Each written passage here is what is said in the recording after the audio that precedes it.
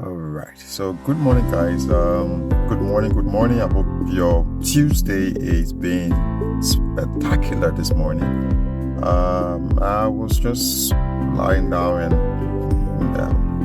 thinking about 2022 and so many plans we've made.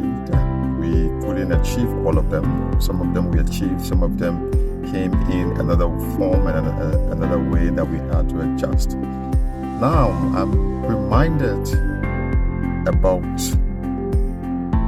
Paul. 2 Corinthians 12:9, when Paul have been asking God, said, God, there's a thorn in my flesh. Help me remove it. And God told him, my grace is sufficient for you. The question this morning that I want to ask all of us is, do we believe that there's a no in God's answer? Do we think that there's a no? Because indeed there is a no, all right?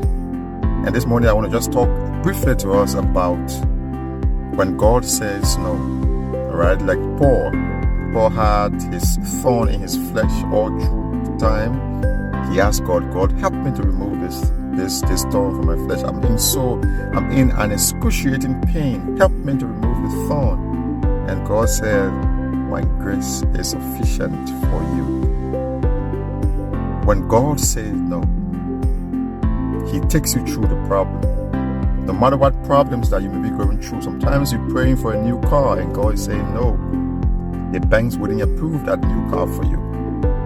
God knows why He's saying no. But yet, in that disappointment that you think that you are going through, because the bank didn't approve your new car loan, God is still saying He will carry you through the problem. That means He will find an alternative option for you that will not bring shame and disgrace to you, and that you will not ask Him why me, God, at a later stage. When God says no, He takes you through the problem. When God says no, He sustains you like Paul. God sustained Paul through that problem of the thorn in his flesh. He was sustained. Paul was sustained in the problem.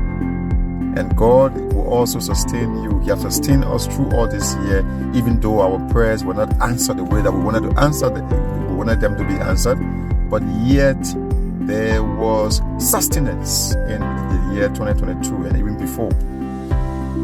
And when God says no to us, He has a better yes. He has a better yes. I want to encourage anybody this morning who will be watching this video, this podcast, that when God says no, He takes you through the problem. When God says no, He sustains you through the problem. And when God says no, He has a better yes. How many of us need to hear this morning? God have said no to you so many times in so many different ways. Sometimes you got frustrated, you got angry at God. Sometimes we don't even speak to God anymore. We don't even pray to God because we feel that God have let us down. Some of the things that God is saying no to you about are the very things that will hurt you in future, because you don't see the future. Only God sees it. Only God sees the future, not you. So why are we waiting for? Why are we sitting back and feeling sorry about ourselves? 2022 has been a heck of a year. We've had coronaviruses throughout, post-corona and all of those.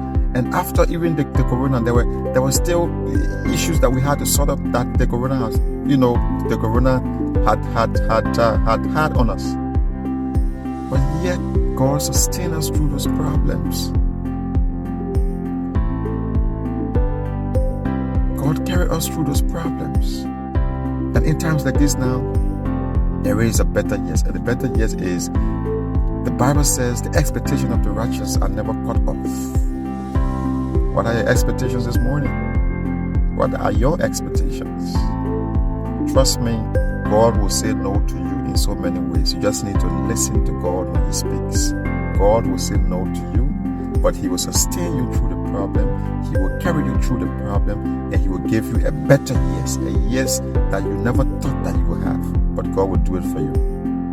I'm encouraging all of us this morning to stick on and hold on to the promises of God, because He never lets us down, and He will always be there for us. Have a nice day. Tuesday, whoever is going to work well, travel safe, and be good, and God bless. Thank you.